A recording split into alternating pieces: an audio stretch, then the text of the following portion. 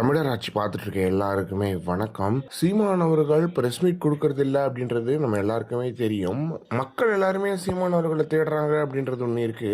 Even நிறைய திமுகவினர் கூட சொல்றதை நம்ம பார்க்க முடியுது. சீமான் அவர்கள் எங்க, சீமான் அவர்கள் எங்கன்னு. சரியான மாற்றம்னா அது சீமான் அவர்கள் தான் எல்லாருமே சொல்றாங்க.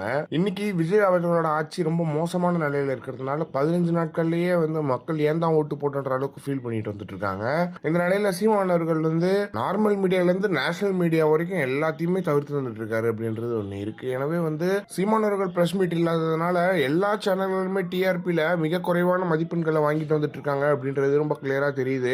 சீமானவர்களோட பிரஸ் மீட் தான் அதிகமா போகும்.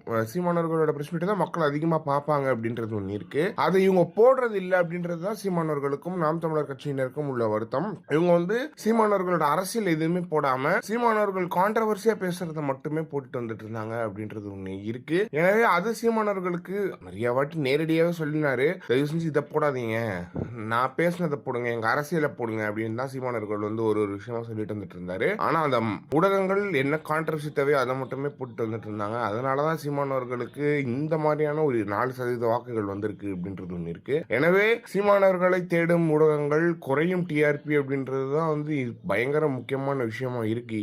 விஜய் அவர்கள் அரசியலுக்கு வந்துட்டாரா அவரை வச்சுதான் டிஆர்பி தேடிட்டு இருந்தாங்க. இப்ப அவரு முதலமைச்சர் ஆகியுமே வெளியே வர மாட்டேங்கிறாரு அப்படின்றது ஒண்ணு இருக்கு. அதுவே மிகப்பெரிய வருத்தத்தை தருது இந்த ஊடகங்களுக்கு அப்படின்ற மாதிரியான விஷயங்கள்லாம் இருக்கு. எனவே இதை பத்தி நீங்க என்ன நினைக்கிறீங்க? சீமான் அவர்கள் செய்யற சம்பவம் எப்படி இருக்கு அப்படின்றத மறக்காம கமெண்ட் பாக்ஸ்ல சொல்லுங்க.